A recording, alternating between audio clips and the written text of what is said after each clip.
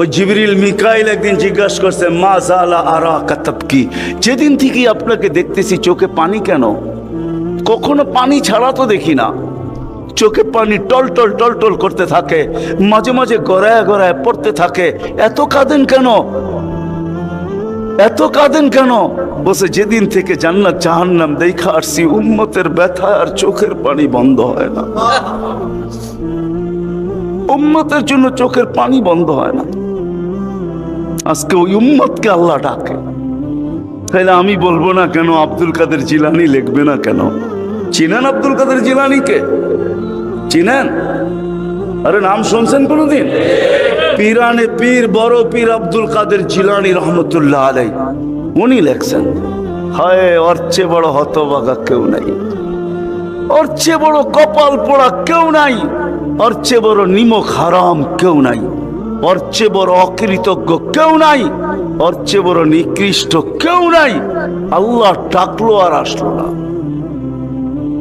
নামাজের জন্য ডাকলো আর আসলো না, আসলো না।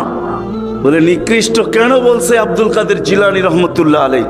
কেননা শুকর সকালবেলা ওঠে, ঘুমের থেকে উঠার পরে বলে, আল্লাহ ঘুমের থেকে উঠলাম, সামনে কিন্তু তাকাবো, কাইলা ইয়াকা আউয়ালা নাযরিন আলা মান লা ইউসাল্লি, যে নামাজ না পড়ে ওর উপরে যেন আমার প্রথম দৃষ্টিটা না পড়ে। আল্লাহ জিজ্ঞাসা করে, কেন? আমার কাছে ও আমার চেয়েও নিকৃষ্ট। কেন? আমি তো সকালে উঠি, উঠেই বলি আলহামদুলিল্লাহিল্লাযী খালাকানি আবতারা খালকি, প্রশংসা ওই আল্লাহর যিনি আমাকে সৃষ্টির ভিতরে সবচেয়ে নিকৃষ্ট তৈরি করছে, তারপরও তোমার প্রশংসা। আমি তো উঠেই তোমার গীত গাই, কিন্তু তুমি ডাকো তারপরও ও সাড়া দেয় না, তো আমার মন বলে ও আমার চেয়েও নিকৃষ্ট। দ্বিতীয় দলিল দেয় যে আমি তো জাহান্নামে যাব না, উকুদুহান নাস ওয়াল হিজারা, মানুষই তো জাহান্নামে যাবে। আমাকে তো কিয়ামতের দিন বলা হবে কুনু তুরাবা, মাটি হয়ে যাও, আমি মাটি হয়ে যাব। কিন্তু মানুষকে তো এই কথা বলা হবে না, মানুষকে তো বলা হবে উকুদুহান নাস ওয়াল হিজারা, তুমি জাহান্নামের ইন্ধন হবে, মানুষই জাহান্নামের ইন্ধন হবে, আবার মানুষই জান্নাতের উচ্চ শিখরে উঠবে। এই জন্য শুকর বলে অর্চে নিকৃষ্ট কেউ নাই।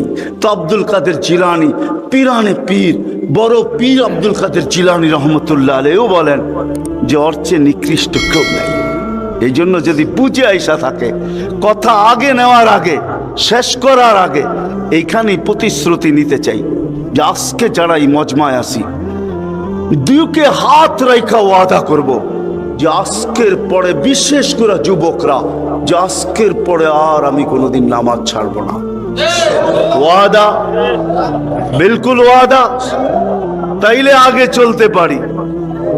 ওয়াদা কিন্তু আজকের থেকে আর নামাজ ছাড়বো না, আজকের থেকে আর নামাজ ছাড়বো না।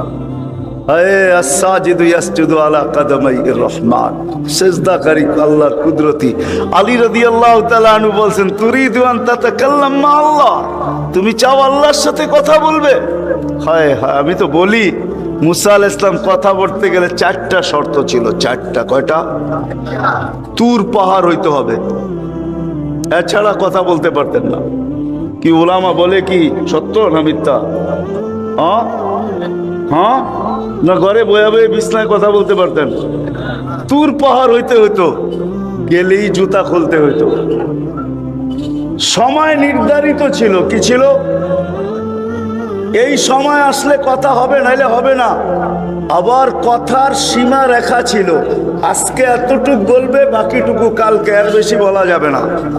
হায় হায়, এই উম্মতের জন্য কোনো শর্ত নাই, এই উম্মতের জন্য কোনো, শুধু শর্ত আছে 20 মিনিট, 45 মিনিট, 3-45 মিনিট বলতে পারবে না।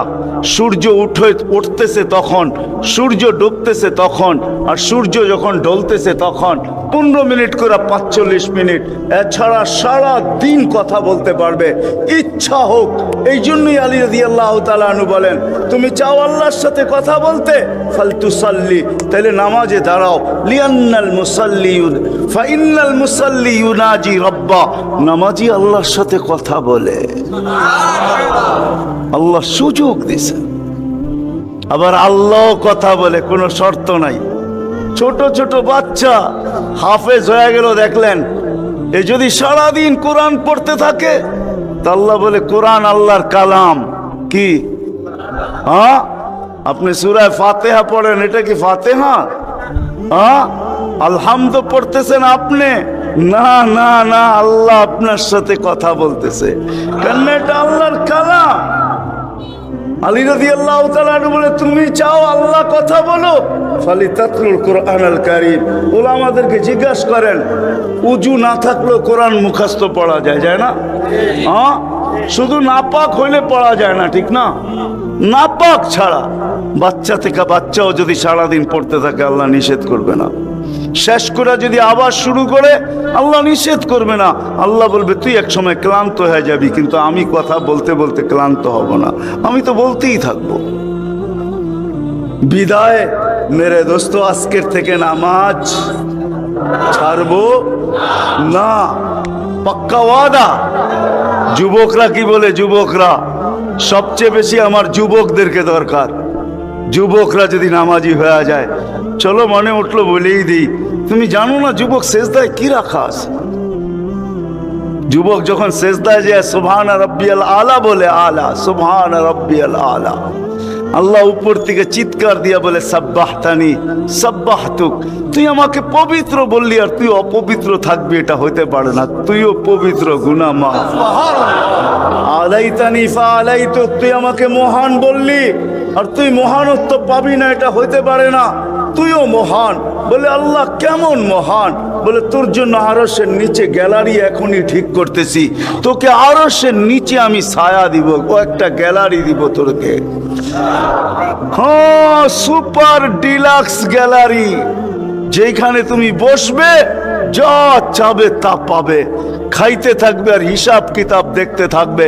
আল্লাহকে যদি বলি আল্লাহ এই গ্যালারি কেন দাঁড় করাবেন, আল্লাহ যেন আমাকে বলতে চায়, কয় হিসাব কিতাব দর্শক না হইলে খেলতেও ভালো লাগে না, আবার দর্শক না হইলে খেলতেও ভালো লাগে না, আর দর্শক ছাড়া খেলাও জমে না। আল্লাহ বলে তোকেদেরকে দর্শক বানাবো, কেন হিসাব কিতাবও তো একটা খেলা, ঠিক না? কি বলেন? হ্যাঁ, খেলাই হবে হিসাব কিতাবের। আরশের নিচে হবে মেলা আর বাহিরে হবে হিসাব কিতাবের খেলা, ঠিক না? কাউকে 50,000 বছর দাঁড় করায় রাখবে। ইয়াউমা তুবলাস সারাইর, সমস্ত গোপন তথ্যগুলা যেগুলা দুনিয়াতে আমরা লুকায়িত রাখছি, কেউ জানে না, সব আল্লাহ ওইখান থেকে উদ্ঘাটন করে নিয়ে আসবে আর সামনে ছড়ায় দিবে, আর হিসাব কিতাব নিতে থাকবে। 50,000 বছর দাঁড় করায় রাখবে। লা ইয়াজাল কদম আবদিন, পাও হেলাইতে দিবে না। আল্লাহ বলছে দুনিয়ায় বহুত ছুটছ, দুনিয়ায় বহুত ঘুরছ, দুনিয়ায় বহুত করছ, আমি কিচ্ছু বলি নাই, শুধু তাকায়া ছিলাম। নাজিরুন কাইফা তা'মালুন, তুমি কি করো আমি দেখতেছিলাম, তুমি বলতেছিলাম আমি শুনতেছিলাম। কুলতু ফাসামি'তু, আমি শুধু শুনছি, তুমি করতেছিলাম আমার বিরুদ্ধে। ফাতাহাম্মালতু, আমি সহ্য করতেছিলাম, কিছুই বলি নাই। আজকে দেখাবো তোমাকে খেলা। গ্যালারি রাখবে তোমার জন্য যুবক, গ্যালারি, এত মর্যাদা। জমিনে চলবে তুমি, আরেক হাদিস নিয়ে নাও, জমিনে চলবে, আল্লাহ তোমাকে দেখায়া দেখায়া উপর থেকে বলবে লাউলা ইয়া শাবাব, ও যুবক তুই যদি জমিনে না থাকতি, লাউলা শাবাবা খুশা, ওই যুবক যদি জমিনে না থাকতো, যারা আল্লাহর ভয়ে নিজেকে লজ্জাপতির মতো গুটায় আনিছে, আজান শুনতে দেরি, মসজিদের দিকে দৌড়াইতে দেরি হয় না, আল্লাহর হুকুম সামনে আসতে দেরি, পুরা করতে দেরি করে না, নবীর তরিকার বিরুদ্ধাচারণ করে না, এইখানে একজন যুবকও পাওয়া যাবে না। চুল তো প্রতি মাসে কাটে, প্রতি মাসে না কাটক 2 মাস অন্তর কাটে, 2 মাস অন্তর না কাটক 3 মাস অন্তর কাটে, 3 মাস অন্তর না কাটক 6 মাস অন্তর কাটে, 6 মাস না কাটক 2 ঈদে তো কাটেই কাটে। কিন্তু একজনও যুবক এখানে পাওয়া যাবে না যে সেলুনে যায় বলছে যে এই 12ই রবিউল আউয়াল আসতেছে, একজন যুবকও পাওয়া যাবে না। হয় আমি কোনো মতবাদের কথা বলতেছি না, একজন যুবক পাওয়া যাবে না যে সেলুনে যায় বলবে, নবগঞ্জ বাজারে যায় বলবে, বা মাদায়া যায় বলবে বা কুমিল্লা বলবে বা যে কোনো সেলুনে যায় বলবে যে তোমার এখানে চুল কাটার বড় ডিজাইন আছে, সমস্ত ডিজাইন আজকে সরাও, আজকে আমি আসছি, আমাকে আমার নবীর তরিকা মতে চুল কাটা দাও। একজন যুবক এখানে পাওয়া যাবে না। যেই যুবক জীবনে বলছে যে আমাকে নবীর তরিকা মতো আজকে চুল কাটা দাও, আজকে কোন স্টাইল না, মুহাম্মদুর রাসূলুল্লাহর স্টাইল। যদি বলে তুমি এই স্টাইলে চুল কাটবে কেন, বলছে চুল কাটা দিয়ে জান্নাতে যেতে চাই। হ্যাঁ হ্যাঁ, সত্য এটাই। হাদিসে আছে মান তামাসসাকা বিসুন্নতি ইনদা ফাসাদি উম্মতি। তামাসসাক বুঝেন? আগে গ্রামগঞ্জে ছিল শাখো। শাখো চিনেন? কয়টা বাঁশ দিয়ে বানাইতো? একটা বাঁশ দিয়ে, ঠিক না? আর উপরে বান্ধা দিত আরেকটা বাঁশ, ঠিক না? দুর্বল মানুষগুলো ওটা দৈরা দৈরা পার হইতো, ঠিক না? আর শহরের মানুষ আসলে আগের থেকে পাও কাঁপা শুরু হইতো, কেন তো পার্ক হওয়ায় অভ্যস্ত না, ঠিক না? কি বলেন? 6 জনে মিলা পার করতো, ঠিক না? উপরের বাঁশটা কেন বাঁধা হয়েছে? এই জন্য বাধা হয়েছে যে যদিও সাকর থেকে পাও পিছলায় চলে যায়, তাহলে তুমি যেন বাঁশটা ধরে লটকায় থাকতে পারো, দূরের থেকে কেউ দেখা এসা ছুঁইটা তোমাকে ওইখান থেকে উঠাইতে পারে, পানির ভিতরে তুমি না পড়ো। আল্লাহ রসুল বলে একটা সময় আসবে, কোন উম্মত যদি আমার একটা সুন্নত ধরে এরকম লটকায় থাকে, তো আল্লাহর রসুল বলে তাকে 1 শহীদের না 100 শহীদের সওয়াব দেওয়া হবে। জান্নাতে যাওয়ার জন্য 1 শহীদের সওয়াবই যথেষ্ট, এইখানে 100 দেওয়া হবে। এই জন্যই হাদিসের শব্দ আসছে মান তামাসসাকা বিসুন্নতি, যে আমার একটা সুন্নত ধরে লটকায়া থাকবে। যুবক যদি ভাবে যে কোনো সুন্নতই তো আদায় করতে পারতেছি না, না পরিবেশের জন্য পারতেছি, না দুনিয়ার জন্য পারতেছি, কোনোভাবেই পারা সম্ভব না, আমিও জানি পারা সম্ভব না, সবগুলোর উপরে আমল করা যাবে না। যুবক যদি বলে যে আমি আমার চুল কাটাকে সুন্নত বানায় নিলাম, নবীর এই সুন্নত ধরেই আমি আটকায় থাকবো, লটকায় থাকবো, যখনই সেলুনে যাব ওকে বলবো সমস্ত ডিজাইন সরা, আমার নবীর ডিজাইনে আমাকে কাটা দে, আমার বিশ্বাস চুল কাটা দিয়ে সে জান্নাতে যাবে। চুল কাটা দিয়া একজনও পাওয়া যাবে না, আরেকটা বললেও পাওয়া যাবে না। এই পুরা গ্রাম না, পুরা চান্দিনা থানায় উপজেলার ভিতর থেকে কোনো নববধূ পাওয়া যাবে না। পাওয়া যাবে চান্দিনার গ্রামে গ্রামে এখন বিউটি পার্লার আছে না? নাই? হ্যাঁ, ঘরে ঘরে বিউটি পার্লার আছে। অনলাইনে সব বিউটি পার্লার চলে, অনলাইনে এসে সেই জায়গায় যায়। কোনো নববধূ পাওয়া যাবে না যে বিউটি পার্লারে যায় বলছে তোমাদের সমস্ত সাজ রাখো, আজকে আমার প্রথম রাত্র, প্রথম দর্শন, প্রথম জীবনের রাত্র, এটা আর জীবনে কোনোদিন ফিরে আসবে না। আজকে আমার বাসর রাত্রে হবে, আজকে আমি সাজতে আসছি, কিন্তু তোমাদের ডিজাইনে না, আমাকে ফাতেমার ডিজাইনে সাজায় দাও। বাকি অন্য দিন আসবো, তোমরা তোমাদের ডিজাইন মতো আমাকে সাজায় দাও, কিন্তু আজকে প্রথম রাত্র আমি ফাতেমার ডিজাইনে সাজতে চাই। একজন নববধূ পাওয়া যাবে না। কি বলেন? চলে তো যাব, আমি কথা শেষ জায়গায় চলে আসছি, চলে তো যাব। 100 বছর আগে যারা ছিল ওরা আজকে নাই, 100 বছর আমরা পরে আমরা থাকবো না। জীবনটা বড় ছোট, আল্লাহর রসুল বড় দয়া দিয়ে আমাদেরকে বুঝাইতে চেষ্টা করছেন, উম্মত হেলায় হারায় না, ওই জীবনটাকে হেলায় হারায় দিও না, ওটাকে গ্রহণযোগ্যতা পর্যন্ত পৌঁছাও, গ্রহণযোগ্যতা পর্যন্ত পৌঁছাও। কিয়ামতের দিন আমি যেন তোমাদেরকে নিয়ে গৌরব করতে পারি। জিজ্ঞাসা করেন, হাদিসে আছে, আল্লাহর রসুল আমাদের কাছে দরখাস্ত রাখছে, এরকম হয়ে আইসো যে আমি কিয়ামতের দিন তোমাদেরকে নিয়ে গৌরব করতে পারি। এরকম নিয়ে আইসো না যে আমি কিয়ামতের দিন তোমাদের বিরুদ্ধে চলে যাই। আমি যদি বিরুদ্ধে চলে যাই তো আল্লাহ চলে যাবে। আমি দুনিয়ার বাস্তব হায়াত, কোরআনের আয়াত দেখাইতেছি। এইখানে হাজি পাওয়া যাবে 2-4 জন, বেশিও পাওয়া যাবে। কি হজ করছেন আপনি? হ্যাঁ, হজ করছেন? আলেম ওলামাও পাওয়া যাবে, হাজি পাওয়া যাবে না? পাওয়া যাবে না? হজ করছেন? হ্যাঁ, উমরায় গেছেন? নাহলে উমরায় যাওয়া পাওয়া যাবে। মদিনা মুনাব্বারা যাওয়ার পরে রওজা একটা আয়াত লেখা আছে, রওজার উপরে কোরআনের আয়াত, ইন জাউকা, বন্ধু আপনার কাছে যদি আপনার উম্মত আসে, ওয়াস্তাগফিরাল্লাহ, আর আল্লাহর কাছে যদি মাপ চায়, ওয়াস্তাগফারা লাহুমুর রাসূল, আর আপনি যদি একটু ইশারা করে দেন, লাওয়াজাদুল্লাহ তাওয়াবার রহিমা, তো আমি আল্লাহ মাফ করে দিব, দ্বিধা করব না। কত কথা! দুনিয়াতে যে রসুল যার কাছে যে মাপ চাওয়ার পরে আল্লাহ গ্যারান্টি দিতেছেন, আয়াতটা লেখা আছে রওজার উপরে।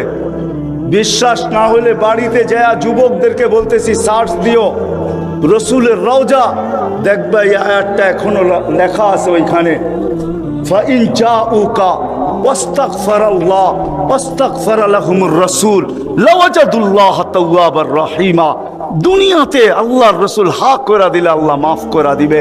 তো আল্লাহর রসুল বলছে দুনিয়ার জীবনটাকে এরকম নিয়ে আইসো না, আমি যেন গৌরব করতে পারি এরকমই নিয়ে আইসো। এরকম নিয়ে আইসো না যে কিয়ামতের দিন আমি তোমাদের বিরুদ্ধে চলে যাই। আমি যদি বিরুদ্ধে চলে যাই আর কেউ তোমাদের পক্ষে থাকবে না। এই জন্যই কোরআনে আরেক আয়াত আমাদেরকে চিৎকার দিয়া বুঝাইতে চাইতেছেন, রব্বি ইন্না কওমি ইত্তাখাযু হাযাল কুরআনা মাহজুরা। ও আল্লাহ, উম্মতকে চোখের পানি ঝরায়া ঝরায়া বুঝাইছি। আমি যে চান্দিনার মানুষকে কেমনে বুঝাবো আমি বুঝাইতে পারতেছিলাম। কেমনে বুঝাইলে আপনারা বুঝবেন? যে রসুল দুনিয়ার থেকে যখন বিদায় নিতেছে, তো জিবরিল আলাইহিস সালাম কানতে কানতে আসছেন। আমি হাদিসকে শর্ট করতেছি। আল্লাহ রসুল জিজ্ঞাসা করতেছে, আতাবকিয়া জিবরিল, আপনি কাঁদেন কেন? বলে আজকেই শেষ দিন, আর কোনোদিন ওহী আনার জন্য যাওয়া হবে না। আর ওহির কারণে যে নৈকট্যময় পৌঁছতে পারতাম, আর কোনোদিন পৌঁছতে পারবো না। আজকেই আমার শেষ, চাকরি শেষ, আমি এলপিআরে চলে যাব। ওই নৈকট্যময় জায়গায় যাওয়া হবে না। আর কিয়ামত পর্যন্ত কোনো নবী আসবে না। বিদায় কোনো নবীর দুয়ারে আমার আশা আর হবে না। আজকেই শেষ, বিদায় এলপিআরে যাইতে চলছি। ১৬,৩১৩ জন রসুলের কাছে আমার আনাগোনা ছিল, এই জন্য আমার চোখের পানি। তারপরে জিবরিল প্রশ্ন করছে, ওয়াতাবকি আনতা, আপনি কেন কাঁদেন? আমারটা তো জবাব দিলাম, আপনি জবাব দেন। তো চোখের পানি আরো বেড়ে গেছে। বলতেছে জিবরিল, এক প্রশ্নের জবাব এখনো বাকি। বলছে সেই প্রশ্ন কি? বলে ফামান লিবাদি লি উম্মতি, আমার পরে আমার উম্মতকে কে দেখা রাখবে, কে বুকে জড়ায় রাখবে, কে পাহারা দিয়া রাখবে? আসসালামু আলাইকুম। সম্পূর্ণ ভিডিওটি শোনার জন্য আপনাদের অসংখ্য ধন্যবাদ জানাচ্ছি।